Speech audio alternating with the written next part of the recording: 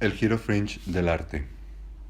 La Bienal de Venecia de 2013, titulada El Palacio Enciclopédico y comisariada por Massimiliano Gioni, desestabiliza el mundo del arte contemporáneo de un modo bastante más radical que la estrategia de la Saatchi Gallery, pues su resultado final es el cambio de paradigma de lo que hasta ahora se ha considerado arte.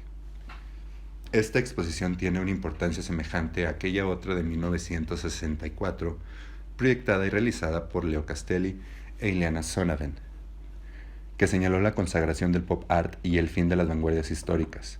Con la exposición de Gioni se cierra un periodo de la historia del arte contemporáneo que ha durado 50 años. Gioni, como la Saatchi Gallery, se propone a llevar a cabo un trabajo de catalogación lo más amplio posible, que en este caso comprende 158 artículos, pues en efecto ya no cabe hablar de artistas. Toda la operación está presidida por la idea de enciclopedia. Los 24 meritorios ensayos que figuran en el catálogo sintonizan perfectamente con la estrategia general de la exposición. No pertenecen al género de la crítica del arte tradicional, sino que se ocupan de fenómenos, historias o argumentos independientes de los artículos expuestos, contribuyendo de forma determinante a la comprensión del proyecto general, que desestabiliza no solo el arte, sino también la manera de hacer crítica de arte. Tienen asimismo el estatus que los artículos artísticos, cuya sensibilidad comparten una sensibilidad cercana al modo de proceder de Internet y en especial a la filosofía que presidió la creación de Wikipedia. La historia del arte moderno se fue constituyendo a partir de la configuración de poéticas que agrupaban a cierto número de artistas cuyos productos remitían a un determinado proyecto artístico. Las vanguardias históricas de comienzos del siglo XX siguieron este camino con la redacción de manifiestos, que caracterizaban un grupo de artistas casi siempre de un modo polémico respecto a otros grupos de artistas. La neovanguardia, iniciada con el pop art, no cambió esta estrategia. A lo largo de 50 años se han sucedido distintas tendencias, con la diferencia de que la tarea de enunciar las poéticas ha sido generalmente encomendada a comisarios y críticos. El criterio enciclopédico es distinto. Ya no se trata de entrar en competencia con tendencias que forman parte del mismo ámbito, defender, por ejemplo, el arte abstracto frente al figurativo. El punto de vista es ahora sintético, no analítico. La selección se produce entre lo que entra en la lista y lo que en cambio está excluido de ella. En el caso de Wikipedia, existen unos criterios concretos de enciclopedicidad a los que deben atenerse los colaboradores. La pregunta es, ¿a qué criterios de enciclopedicidad se ha atenido Massimiliano Gioni al seleccionar sus 158 artículos?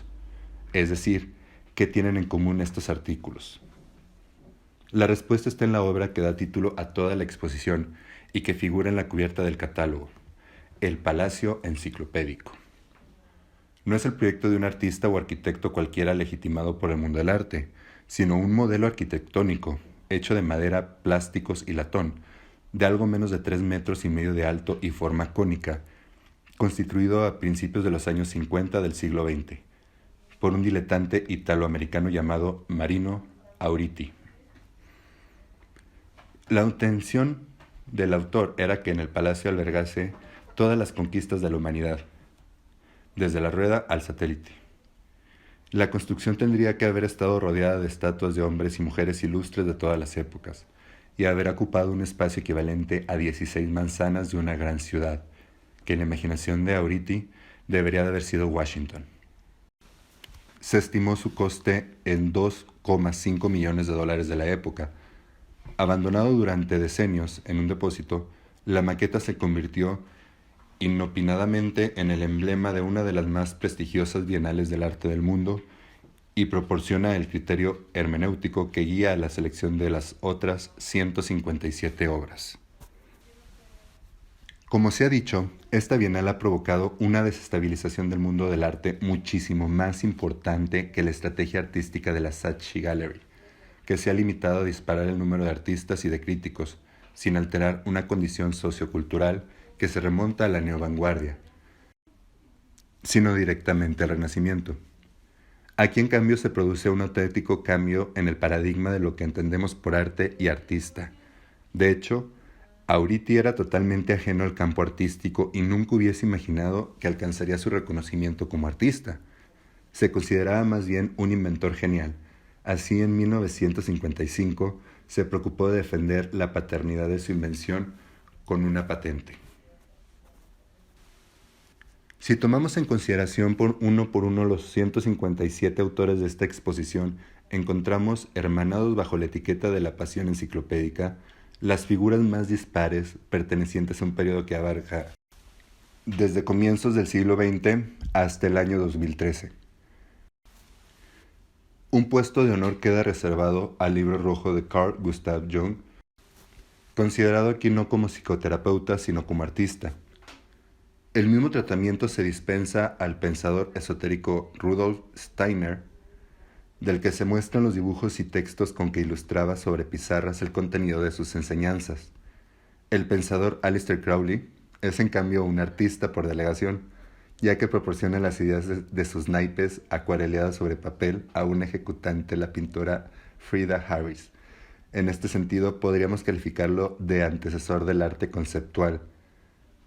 Dentro de esa misma categoría de quienes hacen hacer a otros lo que no quieren o no pueden hacer por sí mismos, destacan un cineasta que hace cantar a los sordos y pintar a los ciegos, así como otro individuo que contrataba a fotógrafos profesionales para que plasmen imágenes que él afirma como propias. Hay además al menos una decena de psicópatas institucionalmente reconocidos como tales que pertenecen a los que a principios del siglo XX se denominaba arte de los locos. Siguen una gran tropa de autodidactas, algunos de los cuales se han reconocido como artistas, como ellos deseaban. Más interesantes son en cambio aquellos que no han querido ser tomados por artistas por distintas razones, la más importante de las cuales sería su rechazo del mundo del arte, puesto que incluso el antiarte se encuentra integrado en dicho mundo. Resulta difícil encontrar una palabra con que definirlos. Algunos se califican de investigadores, de psicoterapeutas que utilizan dibujos para curar a sus pacientes, de médiums, de videntes, estudios de los fenómenos paranormales, utopistas, inventores de nuevas religiones, bohemios y aventureros futurólogos. Más humildemente, otros hacen algo que tiene que ver con lo que considera arte para curarse a sí mismos, para no enloquecer o para pasar el rato. Un caso aparte es el del estadounidense Achilles G. Rizzoli, que habría merecido más que Auriti ser la figura simbólica del giro French en el arte. Él no era un autodidacta ni un diletante, no montó ningún escándalo, no mostró ningún desarreglo, no tuvo deudas ni accesos de locura. Fue un hombre apacible, sensible, introvertido, aunque no desprovisto de sentido del humor. Había cursado estudios de ingeniería y arquitectura y durante 40 años desempeñó un modesto trabajo como diletante. Paralelamente produjo una vasta obra de enormes dibujos en perspectiva realizados con distintos tipos de tintas, en diferentes estilos, con una impresionante cantidad de detalles y en los que simbolizaba bajo la apariencia de fantásticos edificios visionarios a las personas que conocía, y ante todo a su madre, muerta en 1937, que fue objeto de una devoción que duró toda su vida y a la que dedicó un ciclo completo de obras. Llevaba una vida solitaria y organizaba cada año en su pequeña vivienda una exposición que visitaban algunos vecinos y niños. La finalidad fundamental de sus trabajos es la representación de los seres humanos junto a edificios, no con el objeto de degradarlos o humillarlos, sino, al contrario, para revalorizarlos y exaltarlos.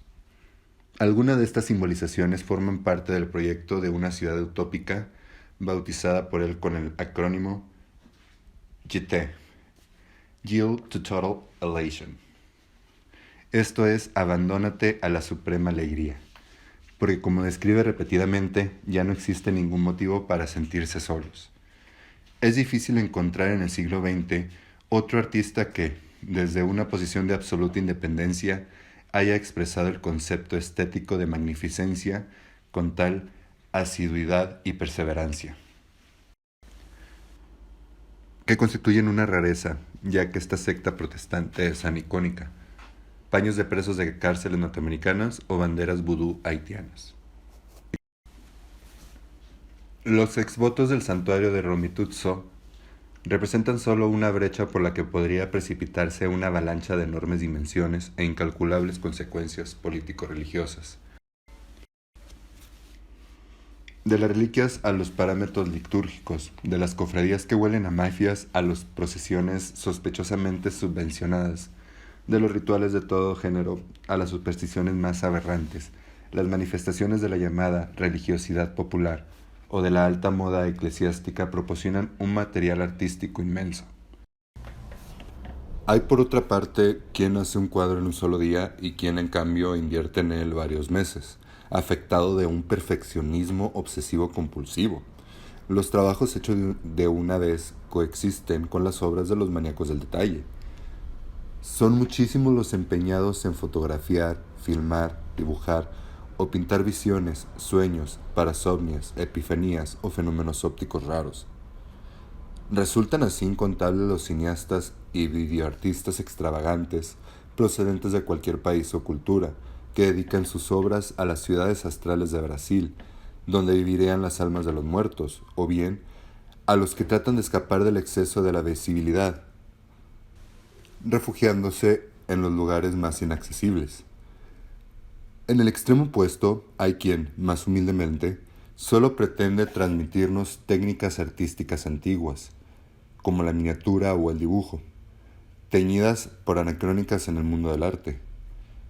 Otra actividad que se considera marginal es la restauración.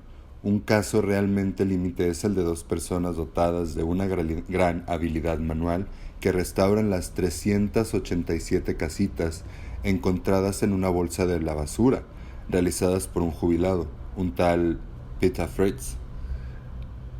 En los años 50, ¿quién es aquí el artista? ¿Los dos restauradores o el señor Fritz? Aún más embarazoso resulta que casitas muy parecidas sean mostradas como obra de Robert Gover, escultor plenamente reconocido y legitimado por el mundo del arte. También la didáctica puede ser vista como arte, por ejemplo las conferencias, desde hace ya tiempo convertidas en espectáculo, pueden ser recuperadas para el mundo de las artes visuales. El registro de los colores del cielo, observados a intervalos de una hora en el transcurso de un día, perfecciona un género practicado por el escritor August Strindberg a finales del siglo XIX. La celestografía. El autor de dichos registros bautizó en los años 70 el pop art con la expresión realismo capitalista, creada por analogía con realismo socialista. Pero esta definición, que no tuvo éxito, muestra cómo una operación artística puede consistir simplemente en ponerle una nueva etiqueta a lo ya existente, atribuyéndole un significado crítico. Un papel muy destacado se asigna en la transformación de la tecnología y de la ciencia en arte, aunque no en el sentido tradicional de utilizarlas como nuevos medios para producir arte. Al contrario, muchos artistas muestran en sus videos o instalaciones la rápida obsolencia de los instrumentos tecnológicos, o documentan las empresas tecnológicas fallidas y los errores de científicos competentes. Todos estos materiales y documentos dejan de pertenecer a la categoría de empresas fracasadas y son celebradas como operaciones artísticas. Y hay también quien va más allá de la iconoclastia y el vandalismo, presentado como arte un proceso físico-químico que pulveriza motores de aviones y objetos litúrgicos, practicando algo así como un destruccionismo radical, una especie de lud art o ludismo artístico. Un boicot bien intencionado sería en cambio el practicado por quienes, en diferentes archivos, hicieron desaparecer las fichas de los condenados a muerte durante la Revolución Francesa o la Segunda Guerra Mundial. Ejemplares también es el caso de Jim Carter, un exminero y pescador de abulones que elaboró los fundamentos de una física alternativa del oficial, basada en el rechazo de la teoría de la relatividad y de la mecánica cuántica. Carter no se limitó a escribir un libro que expone la idea de una nueva ciencia, sino que creó también una sociedad científica. Paradójicamente, sus seguidores intentan, en contra de la voluntad de Carter, hacer menos radicales sus heterodoxas teorías para lograr ser aceptadas por la ciencia oficial, sin darse cuenta de que se les abre la posibilidad de hacer carreras como artistas. La artesanía, excluida durante al menos 100 años de la historia del arte al ser sustituida por el diseño, se toma la revancha con bordados y cerámicas caligrafías y trajes hechos a medida, joyas y tocados especiales que, perteneciendo en ocasiones a mundos culturales no occidentales o bien inspirándose en ellos, muestran la pobreza y estrechez del concepto eurocéntrico de arte. Tampoco se obvia un tipo raro y difícil de artesanía, el embalsamamiento. Hay quien se dedica a la invención de nuevas categorías estéticas como el art tour, una mezcla de écriture y peinture. Muchos siguen la dirección del sex appeal de lo inorgánico, con producciones en las que la pulsión erótica es excitada por cosas que nada tienen que ver con las metasexuales. Otros construyen simulacros que son objetos sagrados en no menor medida que obras de arte, o videos que se sitúan más allá de lo verdadero o lo falso, y que pertenecen al género mockumentary, esto es, falsos documentales en los que el original y su imitación se confunden en una maralla inextricable. Maniquís, androides, replicantes, vampiros y cyborgs son abundantemente representados y evocados. En lo que respecta al problema de la repetición diferente, es decir, la imposibilidad de discernir entre el original y su reproducción, hay quien derriba esta última frontera presentando en la presente Bienal exactamente la misma obra que había expuesto en la Bienal anterior, pero también los documentales auténticos y los archivos históricos pueden ser sustraídos a su función de conservar el pasado y quedar atrapados de la red artística, independientemente de su contenido, que puede ser extremadamente variado, desde la biografía de Joe Pistone, un agente del FBI infiltrado en la mafia neoyorquina de los años 60, a los archivos del Estado. De este modo la historia es deconstruida como disciplina científica y convertida en arte, siguiendo inconscientemente la misma idea que tuvieron Benedetto Croce y Wilhelm Dietrich. Es así como la obra de fotógrafos profesionales, de bodas, bautizos y otros acontecimientos privados constituye, vista en bloque, una colección artística coherente y homogénea. Muchos son cineastas y videoartistas alternativos que exploran los territorios más escabrosos de la enfermedad, de la muerte, de la transgresión sexual y de la revuelta política. Entre estos, algunos como la alemana Hito Steyerl hacen auténticas películas, ensayos sobre figuras de la vida política cercanas al terrorismo, siguiendo una tradición que se remonta al anarquista del siglo XIX, o bien sobre sí misma y sus experiencias de bondage. Igualmente interesantes son los italianos Gervant Giannikian y Angela Lucci, que realzan los momentos más oscuros de la vida política italiana del siglo XX.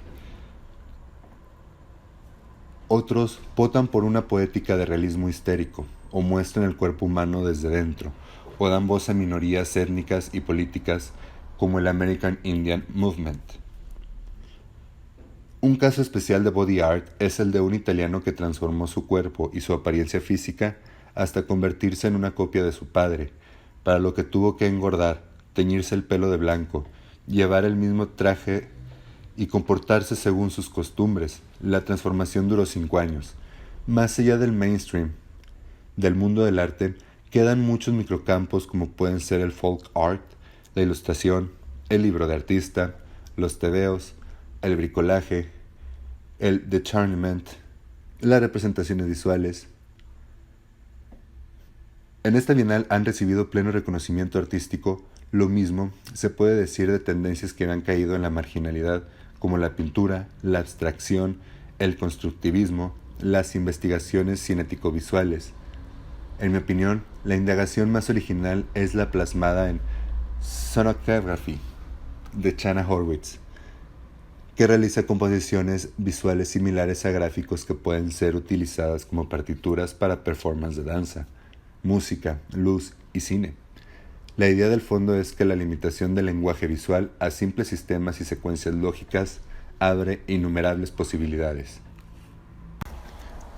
Un buen número de obras presentes en la Bienal son sin embargo inclasificables. El estudio de una planta de girasol durante los 130 días de su existencia, las fotografías de los rostros de los habitantes de Asti tomadas por Diego Perroni, hipotéticas cartografías de la mente, indescifrables simbolismos crípticos, dibujos eróticos de un muchacho ruso, explotaciones agrícolas que han funcionado perfectamente durante años y gestionadas como obras de arte total. Pequeñas vitrinas similares a la de los museos de ciencias naturales, que contienen los materiales más variados, se sitúan en un no man's land. Lo mismo puede decirse de las contaminaciones entre manifestaciones culturales muy distantes entre sí. Por ejemplo, el inglés Ed Atkins pone en el video el servicio de la actividad literaria, o al contrario, está al servicio de aquel, y el islandés Ragnar Kjartansson crea performances que duran varias horas, incluso días, y pertenecen al ámbito del teatro en no menor medida que al de las artes visuales. Junto a todo este material marginal o totalmente ajeno al mundo del arte, encontramos una decena de artistas reconocidos y plenamente legitimados, como Richard Serra, John DeAndrea, Walter de Maria, Paul McCarthy, Dieter Roth, Carl André o Cindy Sherman, que prudentemente expone un álbum fotográfico suyo de los años 70. En la medida en que sus obras fueron en su día muy controvertidas, todos ellos representan ahora esos raros casos en los que la transgresión ha sido premiada e integrada por las instituciones. Verlos expuestos junto a las casitas de Peter Fritz, las banderas de vudú, las pinturas de mediums y los exvotos nos deja perplejos, pues hace saltar por los aires toda una jerarquía de valores y precios consolidada. De ahí que entre la duda de si son conscientes de la desvalorización llevada a cabo por Gioni, o si la consideran tan inevitable que ha pensado que en cualquier caso era útil participar. La estrategia de esta bienal tiene un precedente en la exposición 20+20, organizada en 2006 por Karine Faux, directora del Museo Art en March de Bruselas, en la que se exponían obras de 20 artistas outsider, junto a los que otros 20 artistas reconocidos institucionalmente, sin ninguna indicación de cuáles pertenecían a la primera categoría y cuáles a la segunda. Los verdaderos nudos conceptuales de esta bienal son sin embargo cuestiones estético-artísticas, por decirlo así, históricas, en el sentido de que atraviesan todo el arte del siglo XX y siguen siendo a día de hoy altamente problemáticas. Un artista institucionalmente reconocido como tal, Bruce Newman, cuyas obras también forman parte de la colección Sackey, está presente en la Bienal con una videoinstalación cuyo título podría haber sido tomado de la obra de la psicoanalista Julia Kristeva, Étrangers à nous mêmes, o la del filósofo Paul Ricoeur, Se m'aime comme un autre. Newman ha dicho, si soy un artista y estoy en el estudio, cualquier cosa que haga debe ser arte. En este sentido, el arte es más que una actividad que un producto. Planteado así, basta un taller para ser artista. La condición de artista no depende de la persona, sino del lugar en el que esté. Estaríamos ante una teoría profesional del arte que, sin embargo, aclara muy bien la diferencia entre el artista que trabaja en su taller y el diletante que trabaja en casa. Tener un taller significa desarrollar una actividad con la que ganarse la vida. Los artistas con taller, pero que no consiguen vender sus obras, serían por tanto pseudoartistas. Además, esta teoría supone una clara distinción entre vida privada y vida pública, distinción cuestionada con no menos radical que la crítica que ha puesto en solfa a la teoría institucional del arte. La idea de un arte totalmente identificado con la vida del artista y que, por tanto, puede incluso prescindir de producir obra retorna una y otra vez desde el romanticismo hasta nuestros días. Los situacionistas opusieron a la concepción sedentaria del artista la experiencia de la deriva, entendida como conocimiento psíquico existencial del territorio. El artista argentino Carlos Ginzburg realizó entre 1972 y 1982 una serie de viajes a través de los 5 continentes, cuyo resultado es una serie de dossiers llenos de reflexiones, fotografías, documento de la más variada naturaleza, que constituyen una especie de acta de sus experiencias. La Bienal cede definitivamente el paso a este tipo de práctica estético-artística a través de una serie de obras que van del videodiario a instalaciones que reproducen exactamente la casa en que nació el artista.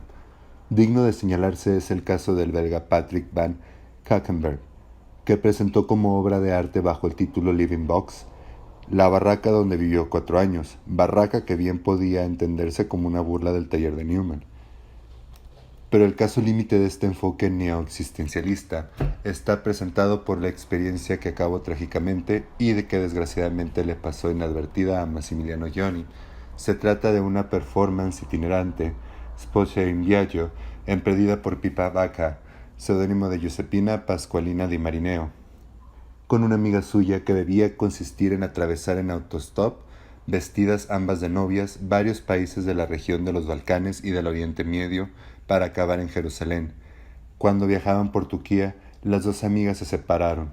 El 31 de marzo de 2008, en la ciudad turca de Gálvez, Pippa Bacca fue violada y asesinada por un individuo que la había recogido en la carretera.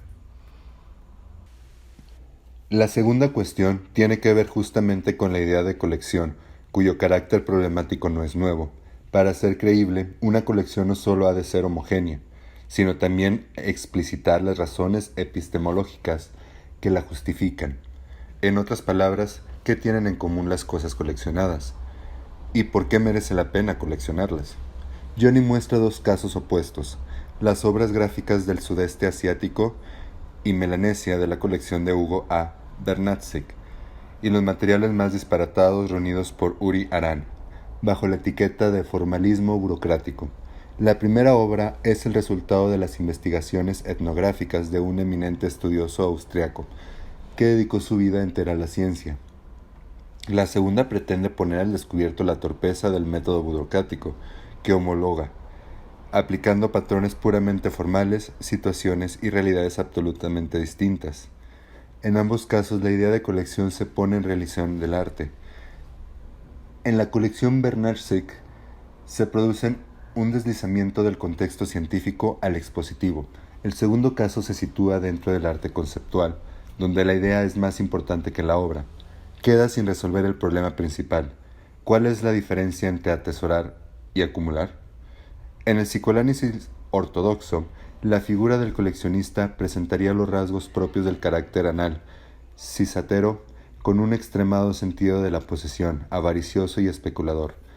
Gerard Wackman, en cambio, se muestra contrario a esta interpretación y defiende que el verdadero coleccionista sería más bien un viajero que acumula tesoros, siguiendo la lógica de una economía expandida, teorizada por George Bataille, un economista que se caracteriza por la dépense, el consumo ostentoso y la hospitalidad suntuosa. El coleccionista sería, pues, lo opuesto al avaro, la reactualización en el mundo de hoy de la virtud antigua y renacentista de la magnificencia, pero existe un tercer aspecto desviado y perverso del coleccionismo: la acumulación compulsiva o disposofobia, miedo a tirar cosas. El fenómeno ha escapado a la Bienal. Christopher Turner dedica un ensayo a los hermanos Collier, que constituyen un caso extremo de este síndrome psicopatológico. Cuando se les encontró muertos en su casa de Nueva York, la policía tuvo que desescombrar 130 toneladas de basura, entre la que había todo tipo de cosas. A mitad de camino entre el coleccionismo y la acumulación se encuentra el assemblage, especie de collage tridimensional que constituye en juntar una disparidad de objetos, generalmente desechos. Como es sabido, el iniciador de esta actividad fue Kurt Schweitzer, que a principios de los años 20 empezó a crear dentro de su casa una especie de obra doméstica de arte total que bautizó con el nombre de Mischbau. Pero junto a él se recuerda también a la mítica Elsa von Freytag Loring von Hoven, llamada la musa de los dadaístas. Autor de assemblages muy transgresores fue Eddard Kinsholt. En esta bienal aparece igualmente Walter Pichler, que muy significativamente rechazó que lo considerasen artista y se retiró al campo para trabajar en total aislamiento. Había podido también incluirse también a la estadounidense Betty Irene Saar y a su hijo Alison Saar, en cuyas obras confluyen algunos aspectos de la diáspora africana, así como el italiano Vittor Pisani. Todo ello muestra que por debajo del mundo del arte institucionalizado y canonizado por los críticos e historiadores del arte se oculta, al menos desde los inicios del siglo XX, un filón fringe, que a veces aflora aquí y allí, para después desaparecer de nuevo, la metáfora del viejo topo, cuya actividad Marx comparaba con el trabajo revolucionario. Es muy adecuado para describir el aspecto subversivo, limítrofe, implícito en la creación artística. La tercera cuestión está relacionada con la idea del arte como acción, contrariamente a la concepción más difundida de las experiencias estéticas, según la cual el arte proporciona un placer puramente contemplativo. Muchos artistas piensan que el arte puede ser una forma de acción, similar a la magia, a la alquimia o al cuidado del alma y del cuerpo. La suiza Emma Kunz practicaba la radiestesia y creía tener poderes terapéuticos paranormales. Guiada por un péndulo, producía elaborados dibujos geométricos cuya función era curar a sus pacientes valiéndose de rituales taumatúrgicos. La china Wu Fengyi creaba imágenes con el fin de llevar alivio a sus enfermos, pero creía ser objeto de discriminación por parte del arte oficial. Los Zuni, una población amerindia de Nuevo México, consideraba sacrílega cualquier exhibición pública de sus dioses de guerra, y han emprendido con éxito acciones legales contra los museos que los han expuesto.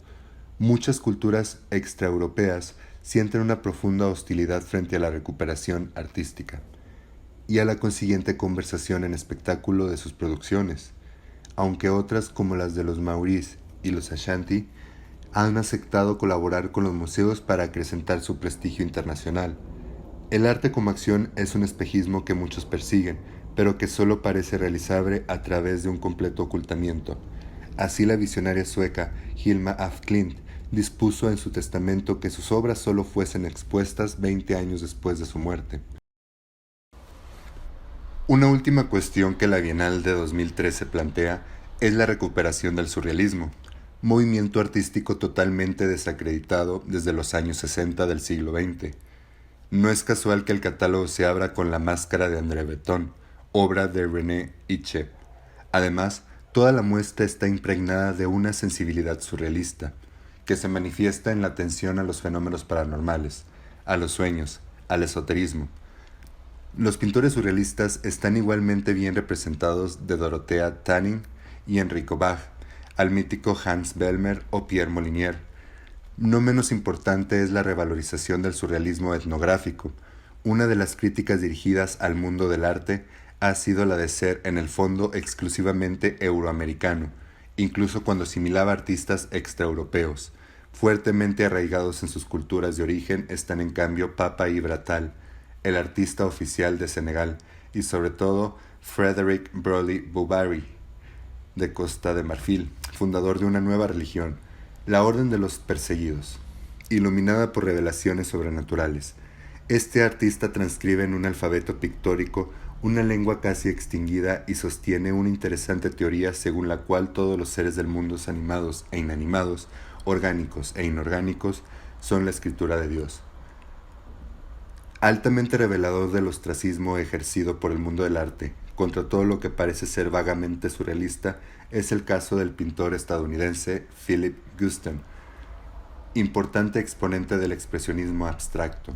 Cuando a finales de los años 70 abandonó la abstracción y produjo una serie de cuadros caracterizados por cierto sentido del humor y una figuración extravagante, fue maltratado y ridiculizado por un crítico muy influyente, defensor del arte moderno Hilton Kramer. Guston no figura entre los artistas de la Bienal, pero me parece significativo que en Dinamarca el Louisiana Museum of Modern Art haya dedicado recientemente una exposición a cuadros de su última época. La recuperación de lo surreal señala una radical invención de tendencia respecto a aquel retorno de lo real que caracterizó el arte de los años 90 y que fue teorizado por Harold Foster. Muchos creen que en la cultura contemporánea la verdad reside en el sujeto traumático y abyecto, en el cuerpo enfermo o agraviado. Si para el culto de la abyección existe un sujeto de la historia, este no es el del trabajador, la mujer o la persona de color, sino el cadáver. Esta orientación nihilista del arte, en la que el concepto de trauma ocupa una posición fundamental, tuvo una importante función anticipadora de lo que la crónica periodística mostrara en los atentados del 11 de septiembre de 2001. A partir de este acontecimiento matriz de la historia, el arte ya no es capaz de competir con la realidad histórica, que lo supera con creces en horror e inhumanidad. Seguir por la senda de lo real significa ir a remolque de la historia y renunciar justamente a la autonomía y la libertad que el arte reivindica desde finales del siglo XIX. Ninguna operación artística puede superar el efecto traumático o revulsivo de un reportaje fotográfico. Surge de aquí una inversión de tendencia que conduce al redescubrimiento del surrealismo, que propugna una visión entusiasta y efervescente, mágica y prodigiosa de la existencia. Si hay un retorno, este ya no es a lo real, sino a lo surreal. Los cuerpos sin órganos de Belmer y de Molinier son el producto de la embriaguez erótica, no de una carnicería ni de una hecatombe. En conclusión, la Bienal de Venecia del 2013, radicalizando la idea populista de que cualquiera puede hacer arte, implícita en el desarrollo de las neovanguardias, ha desestabilizado por completo el campo artístico, mostrando al mismo tiempo que la obra de arte no se basta a sí misma. Las poéticas, esto es, los programas que han acompañado el arte contemporáneo, no logran ya colmar esta carencia. Y en menos aún la crítica de arte reducida a crónica o a promoción publicitaria. Las estrategias artísticas deben ceder su puesto a las estrategias teóricas. En el momento en que todo lo que es fringe puede convertirse en institucional, se plantea el problema de su legitimidad y de la autoridad de quien garantiza tal operación. No puede escapársenos por otra parte el significado económico y especulativo de la estrategia iniciada con la Bienal de 2013. Lo fringe cuesta poco o nada. Ya no hay que subirse a espaldas a los gigantes sino de los enanos. El mercado artístico tiene ante sí una inmensa reserva de caza. Sin embargo, los coleccionistas no son capaces de revalorizar lo que se encuentra en una bolsa de basura o en una iglesia desconsagrada. La mercancía es barata, pero su transformación en obra de arte es otra cosa.